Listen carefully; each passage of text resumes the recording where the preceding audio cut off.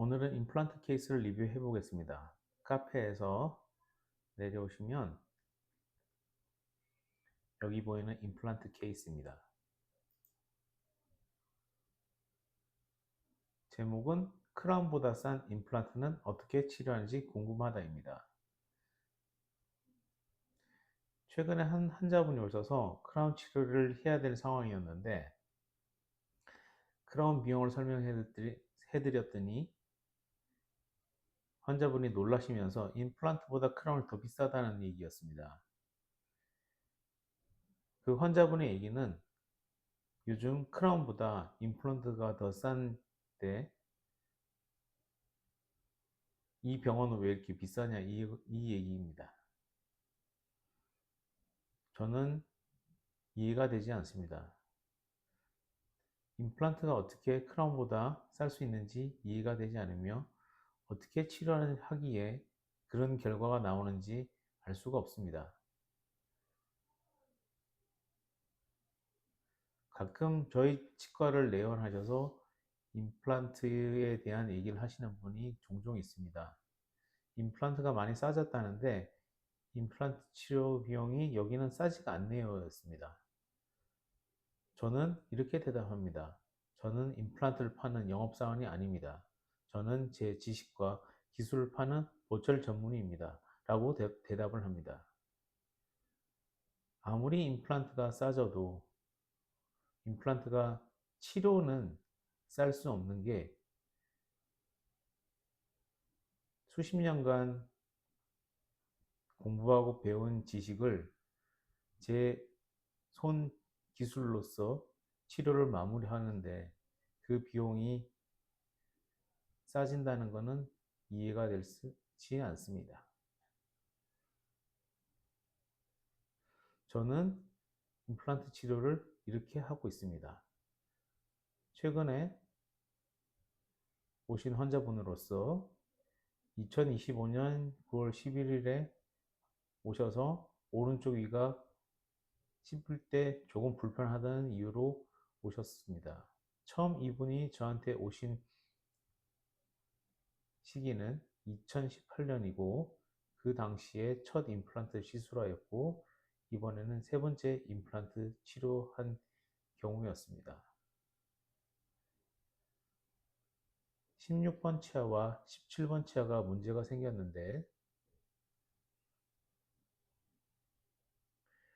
16번 치아에 크랙이 있어서 크랙 틈 사이로 충치가 발생되었고 이 크랙에 의해서 씹을 때마다 불편감을 느꼈을 것으로 판단되며 17번 치아는 안쪽 잇몸 뿐만 아니라 뒤쪽의 잇몸이 상태가 안 좋은 치주질환 상태였습니다. 엑스레이를 보시면 16번 치아에 PDL 스페이스 와이드닝이 관찰되며 17번은 디스탈과 안쪽에 팔라탈 사이드의 프로빙 뎁스가 풀 뎁스였습니다. 그 의미는 17번 치아를 쓸 수도 없고 16번 치아도 더 이상 쓸 수 없다는 의미입니다. 그래서 17번 치아와 16번 치아를 발치하고 임플란트 치료를 진행하기로 하였습니다. 환자분은 발치 예약을 하시고 가셨다가 발치 예약하신 날에 오셔서 괜찮아졌다고 발치를 하고 싶지 않다고 말씀하시며 그냥 돌아가셨습니다. 하지만 불과 한 달 반 만에 16번 치아가 부러져서 다시 내원하셔서 발치를 진행하였습니다. 보시면 16번 치아의 안쪽 면이 깨져 나왔고 크랙이 치근을 따라서 잇몸 안쪽으로 연결되어 있음을 알 수 있으며 주로 상악치아는 안쪽에 있는 교두가 파절되게 됩니다. 왜냐하면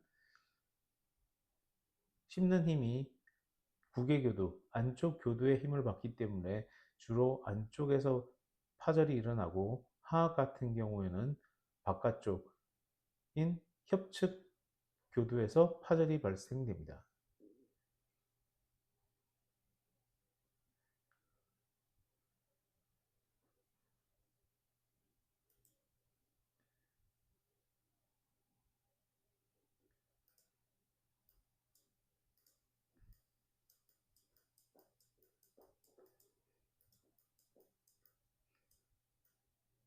16번 치아에 구개교두가 파절되어 있음을 볼 수 있습니다.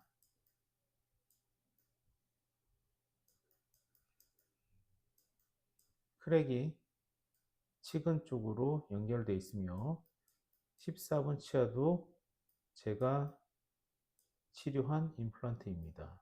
14번 치아도 16번 치아와 마찬가지로 팔라탈 커스, 그러니까 구개교두가 파절되어 발치 즉시 임플란트 치료한 임플란트입니다.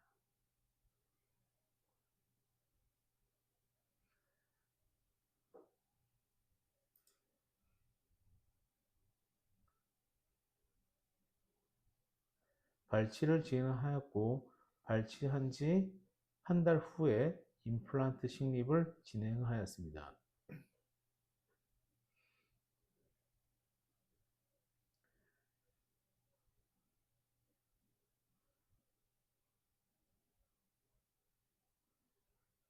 임플란트 수술 전 엑스레이를 보시면 노란 선이 상악동이고 하얀 선이 치조골선인데 16번 위치에서 남아있는 치조골의 양은 2mm, 17번 치아 임플란트에 남아있는 것은 4mm의 치조골만 남아있습니다. 저는 오스템 임플란트 10mm의 임플란트, 구치부인 경우에 직경 5mm인 임플란트를 주로 사용하고 있습니다. 그렇다면 10mm의 임플란트를 심기 위해서는 남아있는 치조골이 2mm라면 상악동 거상술은 8mm를 진행해야 하며 17번 치아 같은 경우는 4mm의 치조골이 남아있기 때문에 6mm의 상악동 거상술을 진행해야 10mm의 임플란트를 식립할 수 있습니다.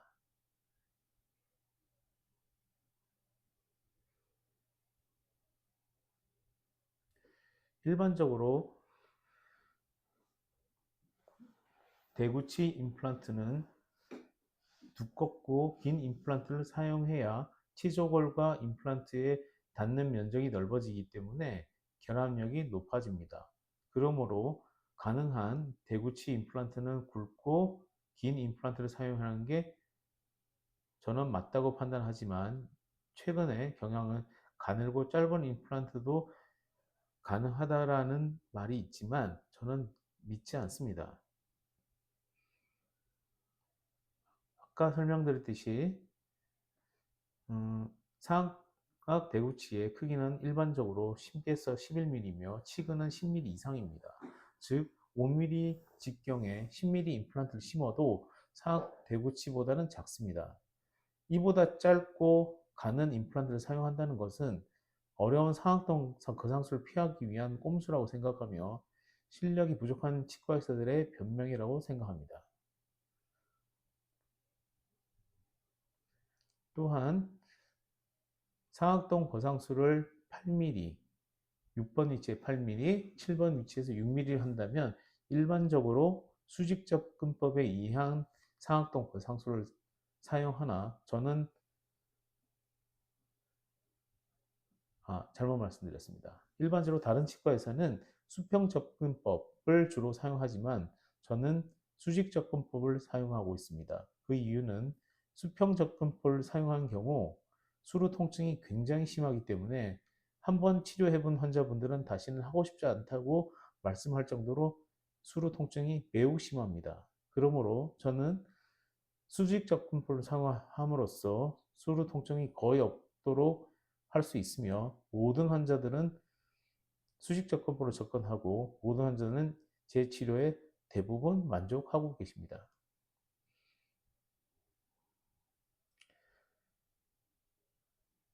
임플란트 식립 후 3개월을 지난 후에 임플란트 크라운을 제작하게 됩니다. 제작하기 전에 저는 일반적으로 교합 안정화 치료를 진행하여 안정적인 교합을 형성할 수 있도록 환경을 조성합니다. 일반적으로 대합치들이 가지고 있는 부분에 교합 강세를 일으킬 수 있는 부분도 있고, 또한 과도하게 뾰족한 부분이 있기 때문에 안정적인 교합을 형성할 수 없는 부분이 있으므로 이 부분을 제거함으로써 안정적인 교합을 갖는 임플란트 크라운이 되도록 치료를 하고 있습니다.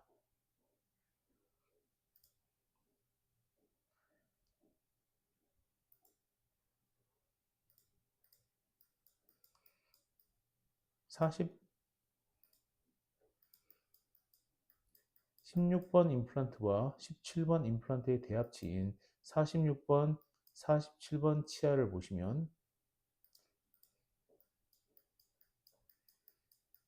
환자의 나이가 82세로 오랜 시간 사용한 치아 파절과 치아 마모가 상당하게 이루어졌음을 알 수 있으며, 정면에서 봤을 때 협측 교두는 마모가 되어 있고 설측 교두는 마모가 되어 있지 않습니다. 앞서 설명하였듯이 상악 치아는 협측의 구개 교두에서 힘을 받으며 하악은 협측 교두에서 힘을 받기 때문에 하악은 협측 교두에서만 마모와 파절이 발생됩니다. 그러므로 설측 교두는 전혀 마모가 발생되지 않기 때문에 이 상황에서 16번, 17번 임플란트 크라운을 제작하면 교합 간섭은 반드시 일어날 수밖에 없으며 안정적인 교합을 형성할 수 없습니다. 그러므로 설측 교두를 줄여줌으로써 안정적인 교합을 형성할 수 있도록 합니다.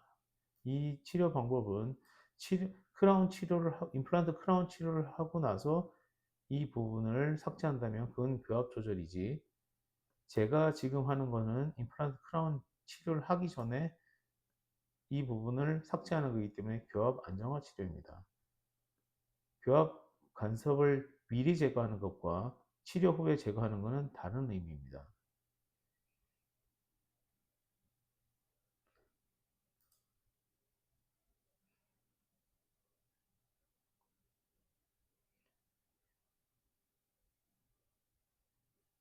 이렇게 할 수 있는 것은 제가 교합에 대해서 잘 알기 때문에 어떤 부분에 교합 간섭이 발생되고 어떤 부분에서 조기 접촉이 발생될 수 있다는 걸 알기 때문에 미리 그 부분을 조절함으로써 안정적인 교합을 가질 수 있는 임플란트 크라운이 되도록 제작할 수 있는 것입니다.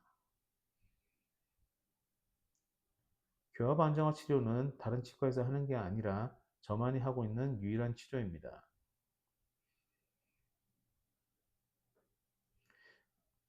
안정적인 교합의 분포는 대구치에서 소구치로 갈수록 약해집니다. 즉 반대로 소구치는 약하고 대구치는 강한 힘을 받는 것이 일반적인 교합력의 분포입니다.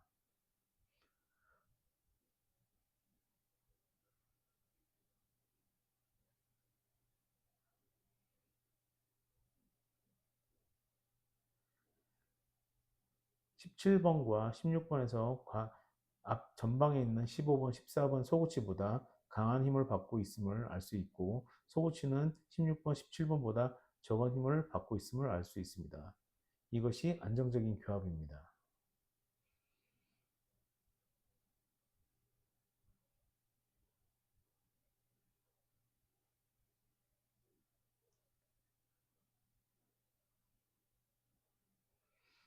46번과 47번을 규칙적인 교합 평면을 형성함으로써 17번, 16번을 규칙적인 교합 평면의 임플란트 크라운을 제작할 수 있었고, 적절한 오버헤드를 가지며 안정적 교합이 형성되고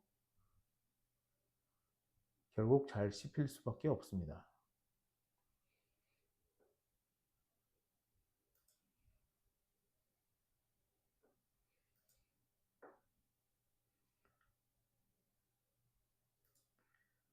파란색은 1차 디자인의 교합, 디지털 교합 설계 1차 디자인이고, 흰색은 3차 디자인입니다. 이 부분은 1차와 3차가 동일한 부분이며 하얀색으로 보인다는 것은 3차 디자인에서 변경된 것을 볼 수 있습니다.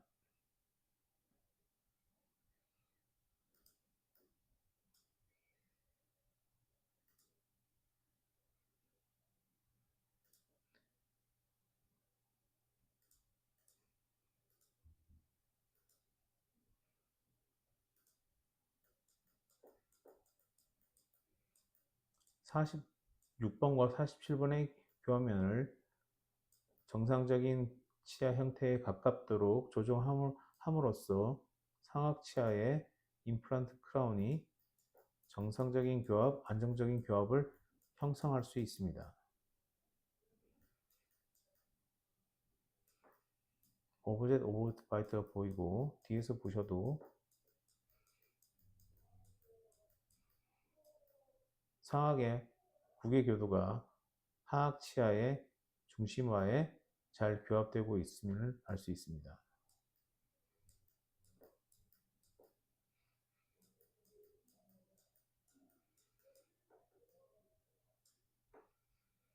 치료 후를 보여드리겠습니다.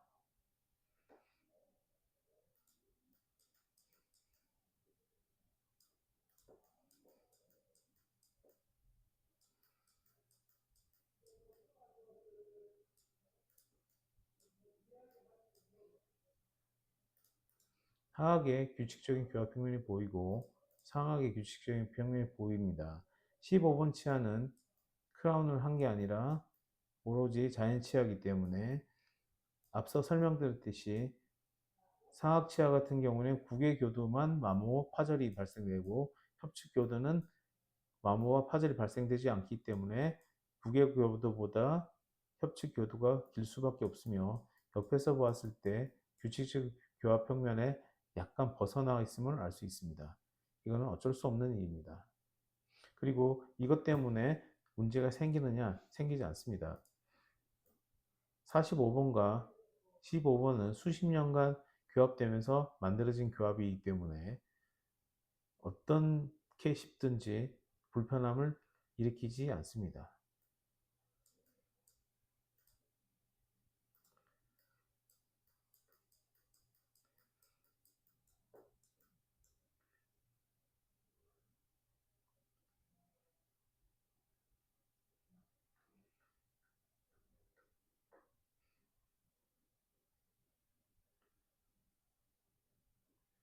17번과 16번의 강한 교합이 분포하고 4번, 5번에 약한 교합이 형성되고 있음을 알 수 있습니다. 이것이 안정적인 교합입니다.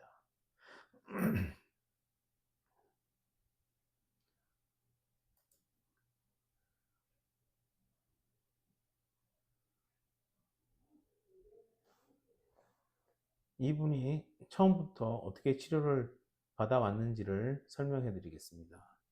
처음에 제가 본 것은 2018년 5월 31일이며 치아가 시리다는 이유로 치료를 원하셨습니다. 16번, 14번, 13번, 12번 거의 모든 치아에 치경부 마모증이 있었고 레진 치료를 진행하여 18년 6월 22일에 확인 사진을 찍었습니다. 그리고 최근 26년 3월 16일에 임플란트 17번과 16번을 마무리하고 찍은 사진입니다. 여기를 보시면 13번 레진도 그대로 붙어 있고 12번도 그대로 붙어 있지만 약간의 변색이 관찰됩니다. 16번은 임플란트로 바뀌었고 14번도 임플란트로 바뀌었습니다. 46번은 레진은 그대로 붙어 있지만 변색이 관찰됩니다. 45번 그대로 붙어 있고 44번 그대로 붙어 있고 43번도 붙어 있습니다. 이처럼 레진 치료가 8년 이상 떨어지지 않고 계속 유지되고 있는 정도의 치료면 굉장히 훌륭한 치료입니다.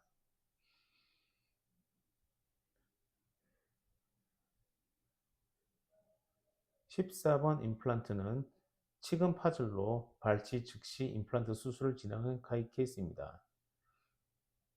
상악치아 같은 경우는 교두, 특히 부계교두의 힘을 받기 때문에 협축교두와 부계교두가 분리되는 치아 파절이 주로 발생됩니다. 주로 상악 제1소구치에 주로 많이 발생되는 치아 파절 형태입니다. 이런 경우 이꽉물리기가 거의 있으며 이로 인해서 치아 파절은 발생되는 겁니다. 왜냐하면 16번과 17번이 14번보다 더 많은 교합력을 받지만 14번이 부러졌다는 것은 치아들이 14번이 여기에 보시는 것처럼 교두 자체가 되게 날카롭고 뾰족하게 되어 있으며 힘을 여기 받을 때 전방과 후방으로 치아가 파절될 수 있는 가능성이 매우 높습니다. 파절편을 제거하고 치아의 경계를 보면 잇몸 안까지 연결되어 있기 때문에 살리기 어렵다고 판단하고 발치 후 즉시 임플란트 수술을 진행하였습니다.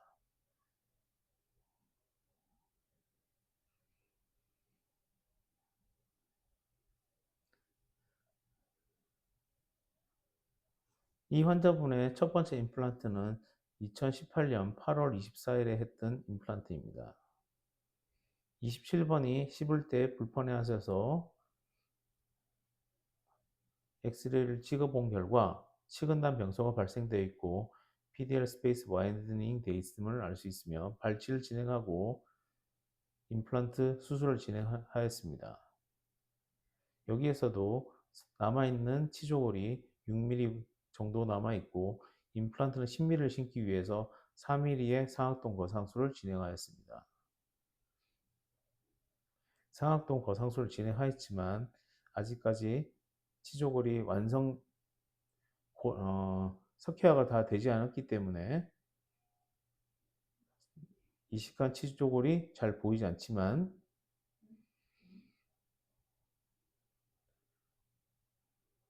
최근에 찍은 2006년 3월 16일에 찍은 엑스레이를 보시면 이 부분에 골이 다 차 있음을 알 수 있습니다. 또한 7년 이상 임플란트에 문제없이 사용하고 있고 임플란트 위치 또한 정상적인 아니면 안정적인 위치에 심겨 있습니다. 이런 임플란트 치료를 하는데 과연 이게 크라운보다 쌀 수 있을까? 저는 이해가 되지 않습니다. 이처럼 임플란트를 치료하기 위해서는 많은 고려사항이 있고 임플란트 수술 테크닉, 치조골 이식, 상악동 거상술 다양한 수술 테크닉이 필요할 정도로 크라운을 하나 하는 것보다 더 많은 노력과 정성이 필요하고 이런 상황에서 크라운보다 임플란트가 싸다. 저는 말이 되지 않다고 생각합니다. 많은 치과에서 임플란트 몇 개를 식립하였고 풀마우스를 몇 개를 하였고 풀아치를 몇 개를 하였고 교정 케이스는 몇 개이고 라미네트는 몇 개, 임플란트, 인비절라인 다이아몬드 등급 이런 선전하는 치과들은 다 사기라고 보시면 됩니다. 거의 모든 치과에서 이런 류의 선전을 하지만 치료를 많이 한다고 해서 잘하느냐? 그건 절대 아닙니다. 왜냐하면 타고난 손재주를 가지고 있는 치과에서는 1% 미만이기 때문에 99%의 이런 사람들이 치료한들 한 개를 100개를 하든 100만 개를 하든 그 치료는 그렇게 잘하지 못합니다. 왜냐? 치과의사 실력은 어마어마한 차이를 보이기 때문입니다. 정말 선전할 게 없으니까 임플란트 몇 개, 진짜 몇 개를 했는지 알 수 있는 방법도 없고 저희가 100만 개를 했다 하더라도 잘한다는 보장은 저는 하지 못한다고 생각합니다. 즉 시술을 많이 해봤다 해서 그것의 실력을 대변하지는 않습니다. 제가 임플란트 식립할 때 고려하는 상황입니다. 첫 번째, 임플란트 위치, 임플란트 기울기, 임플란트 간격, 교합 평면, 치아와 임플란트의 규칙성을 봅니다. 이런 5가지의 고려사항을 고려하고 수술에 대한 테크닉도 여러 가지를 고려하는데 크라운보다 쌀 수 있을까요? 불가능합니다. 임플란트 위치를 먼저 설명드리겠습니다. 임플란트 위치는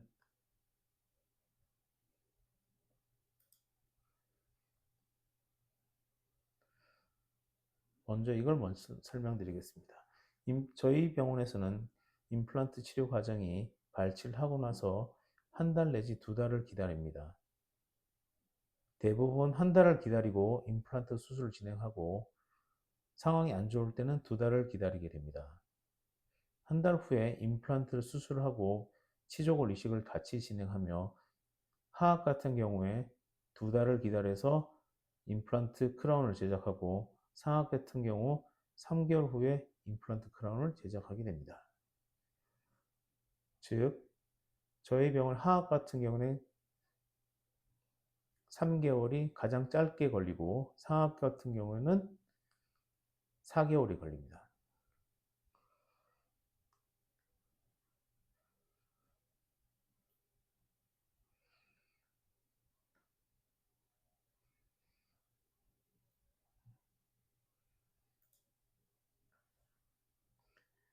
임플란트 치료의 목표는 안정적인 교합이고 그래야 잘 씹히고 임플란트를 오래 사용할 수 있습니다. 임플란트 위치가 왜 중요하냐면 임플란트란 치아를 대체하는 것이기 때문에 치아의 중앙에 임플란트가 식립되어야 하며 임플란트의 위치는 이렇게 결정되는 치아의 위치에 의해 결정되게 됩니다. 임플란트의 크기는 소구치, 대구치의 치아 크기를 반영해야 하기 때문에 임플란트의 크기가에 따라서 임플란트의 위치가 달라지고 뒤에서 봤을 때 치아들은 안쪽으로 약간 기울어져 있기 때문에 임플란트의 기울기가 매우 중요합니다. 그래야 위아래 오버젯 오버하이트를 형성할 수 있습니다. 또한 교합평면이 발라야 모든 치아가 잘 씹히게 됩니다. 만약에 임플란트를 정상적으로 심지 않으면 교합이 달라지거나 임플란트가 위치가 달라지기 때문에 SCRP 크라운을 할 수가 없는 상황이 됩니다. 그러므로 임플란트의 위치뿐만 아니라 기울기는 임플란트 식립에 매우 중요합니다. 왜냐? 교합을 결정하기 때문입니다. 임플란트를 잘못 심으면 절단교합이 되거나 치아의 경사면에 닿는 불안정한 교합이 되기 때문에 임플란트는 치아의 형태, 정상적인 치아 형태의 중앙에 가까이에 오는 것이 가장 좋으며 이렇게 됐을 때 T자처럼 보이게 됩니다.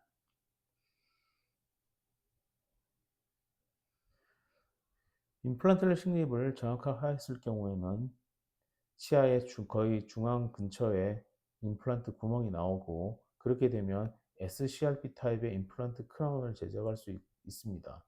SCRP 타입의 임플란트 크라운을 제작을 해야 하는 이유는 임플란트 구멍을 통해서 나사를 풀면 임플란트 크라운이 임플란트와 분리되며 임플란트 주위에 생겨 있는 염증을 치료하고 다시 임플란트 크라운을 다시 연결하게 되면 염증 없이 지속적으로 임플란트를 사용할 수 있으며 오랜 기간 사용할 수 있습니다. 그러므로 SCRP 타입의 임플란트 크라운을 반드시 제작해야 하며 그러기 위해서는 임플란트의 위치와 임플란트 기울기는 절대적으로 중요합니다. 임플란트 위치는 정상적인 치아 형태의 중앙에 와야 되고 그렇게 됐을 때 T자처럼 보이게 됩니다. 만약에 임플란트 위치가 전방으로 이동하게 되면 기역자처럼 보이고 후방으로 이동하여도 기역자처럼 보입니다. 이런 경우 치아가 임플란트가 치아의 중앙에 있다면 씹는 힘이 그대로 받기 때문에 임플란트에 문제가 생기지 않습니다. 하지만 기역자처럼 되어 있는 경우는 임플란트의 힘이 어바트먼트와 임플란트 사이에 힘이 집중되기 때문에 나사가 풀리든지 나사가 부러지든지 어바트먼트가 부러지든지 임플란트에 문제가 생길 수밖에 없습니다. 그러므로 임플란트의 위치는 매우 중요합니다. 잘 심겨 있는 임플란트들은 엑스레이스만 보아도 T자처럼 보이지만 잘못 심겨 있는 임플란트는 기역자로 보입니다. 왼쪽은 제가 치료한 케이스고 오른쪽은 다른 치과에서 치료한 케이스입니다.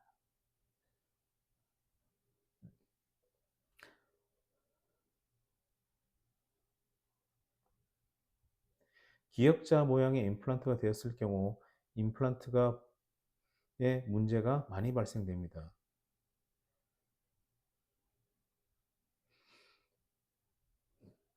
이렇게 치조골이 전체 없어지는 경우도 있습니다.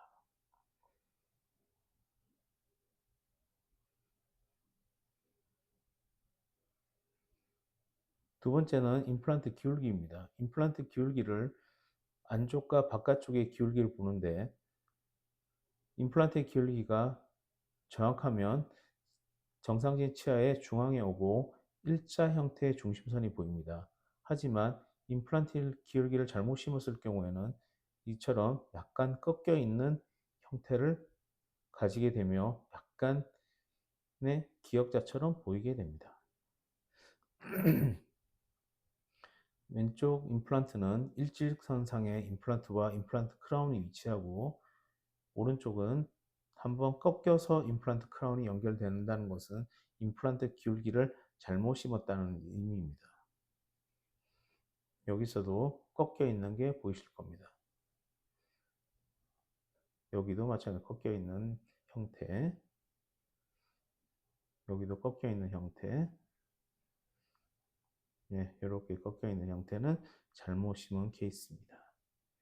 여기도 꺾여 있고, 이렇게 꺾여 있고, 잘 심은 임플란트는 똑바르게 일직선상에 임플란트 크라운이 위치하며 T자처럼 모양이 보입니다. 다음은 임플란트 간격입니다. 치아는 소구치로 되어 있는 것이 아니라 소구치, 대구치로 되어 있기 때문에 치아의 형태, 크기에 따라서 임플란트의 간격이 달라져야 합니다. 하지만 임플란트를 간격을 좁게 심게 되면 치아의 크기가 작아지고 오히려 간격을 넓게 하면 치아는 커집니다. 그러므로 정상적인 치아 형태와 크기에 맞춰서 임플란트를 간격을 맞춰서 임플란트를 심어야 합니다.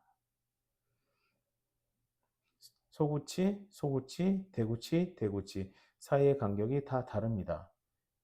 얘는 다른 치과에서 치료한 치아 임플란트인데 간격이 거의 비슷하며 모든 치아 사이즈가 소구치로 되어 있으며 이 뒤쪽에 교합이 전혀 되지 않는 상황입니다.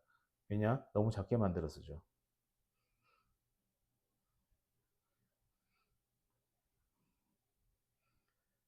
여기도 기역자 형태고 여기와 여기의 거리가 너무 멀고 여기는 너무 가까운 상태입니다. 치아와 임플란트 사이에는 간격이 좁을 수밖에 없으며 대구치와 대구치의 사이의 거리는 멀어야 되지만 다른 치과에 치료한 케이스는 치아와 임플란트 거리는 멀지만 임플란트 거리는 좁게 되어 있기 때문에 비정상적인 크기의 임플란트 크라운이 될 수밖에 없습니다.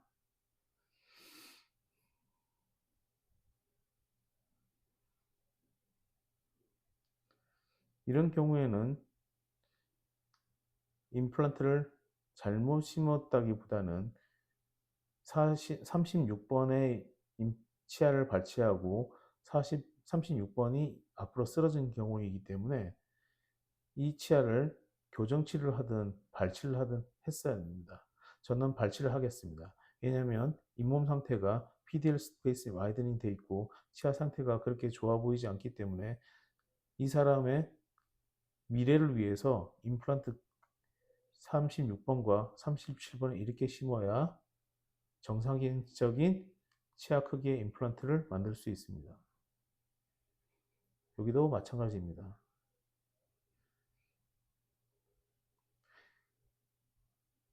여기도 작게 만들어져 있고 기역자 형태되어 있고 교합평면은 불규칙하고 제대로 되어 있는 게 없습니다.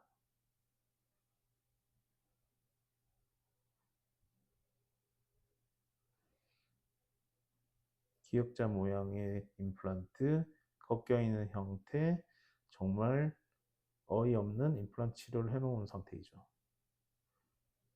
그냥 봐도 눈이 편안합니다. 잘 심은 임플란트들. 잘못 심은 임플란트들은 지저분해 보이고 무질서해 보이는 게 특징입니다. 그 다음에 교합평면입니다. 교합평면은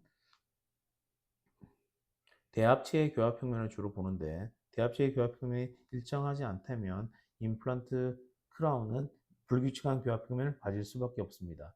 그러므로 대합체의 교합평면을 계산하지 않으면 임플란트 크라운의 교합평면은 안정적인 상태가 될 수 없습니다.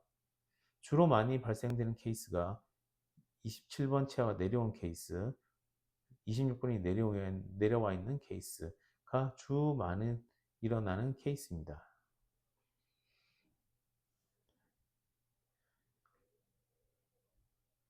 지금 교합평면이 불규칙한데 이거를 교정치료를 해서 교합평면을 개선한 다음에 임플란트를 식립한 케이스며 이 부분들은 모두 크라운 치료를 했음에도 불구하고 교합평면을 제대로 형성하지 못한 잘못 치료된 임플란트입니다.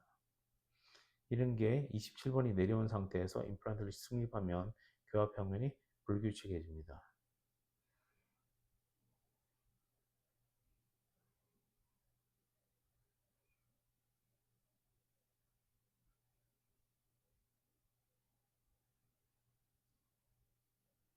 여기 보셔도 교합평면이 불규칙해 보입니다.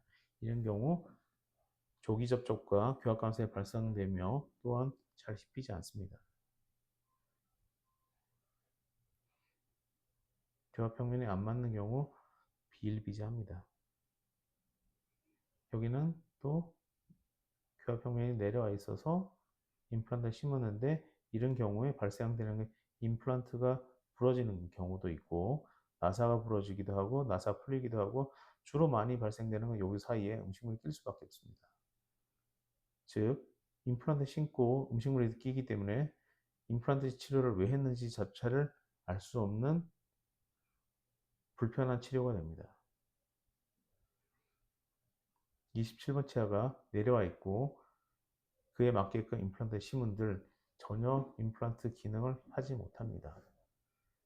이 임플란트는 전혀 쓸모없고 안하니만 못한 임플란트입니다. 이런 경우에도 치아가 앞으로 쓰러져 있고 불규칙한 교합평면이 있고 치아 모양도 이상하게 되어 있으며 이렇게 만든들 치아가 더 잘 씹히지도 않습니다. 37번 치아를 세우고 38번 사랑니를 발치한 상태에서 36번 임플란트를 식립해야 정상적인 교합이 형성됩니다.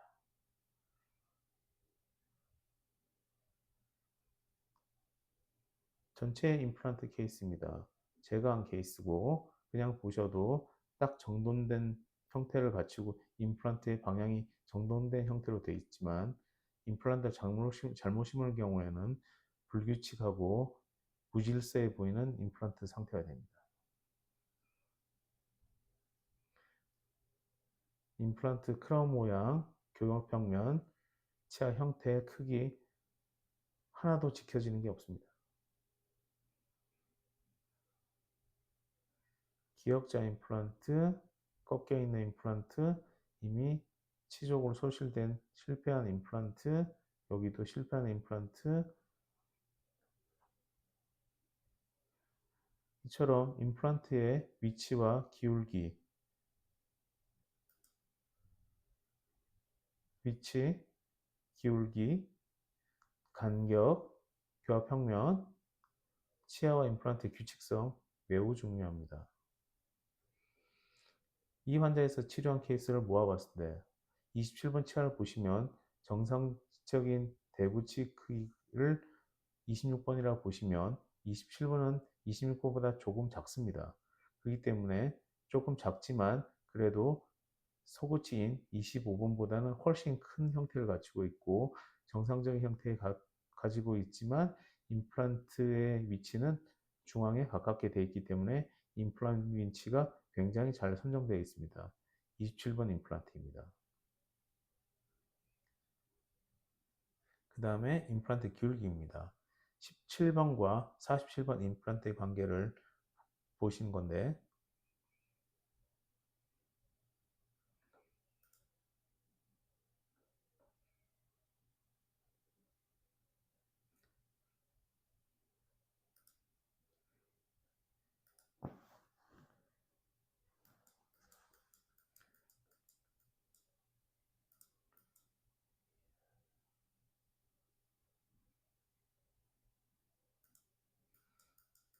임플란트의 방향이 대합치의 정상적인 위치를 향하고 있으면 위에 상악 임플란트 크라운은 정상적인 형태를 가질 수밖에 없습니다.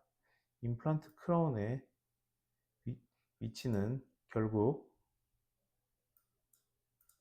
임플란트의 신경계의 위치에 따라 교합이 결정되고 또한 임플란트와 임플란트 사이의 간격 또한 치아의 크기를 결정하게 됩니다.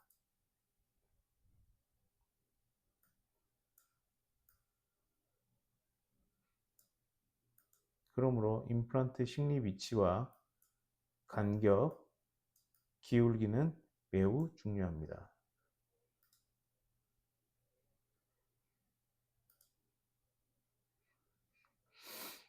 임플란트의 기울기가 제대로 신겨 있으면 T자의 모양의 임플란트 크라운 임플란트가 되고 앞서 설명드렸듯이 제대로 신겨지지 않은 것은 기역자가 꺾여 있는 형태로 보입니다. 그리고 임플란트 위치가 치아의 중앙에 위치하고 임플란트의 간격이 대구치 사이즈 크기만큼의 간격이 유지되어야 16번과 17번이 정상적인 크기 형태의 임플란트 크라운이 제작됩니다. 또한 이렇게 보셔도 임플란트 크라운은 정상적인 크기를 갖고 있고 또한 임플란트의 위치 또한 중앙에 가까이 위치하고 있습니다. 만약에 16번 치아가 내려와 있다면 교정치료를 이용해서 함입시킨 후 임플란트 크라운을 진행해야 정상적인 교합, 안정적인 교합이 형성됩니다.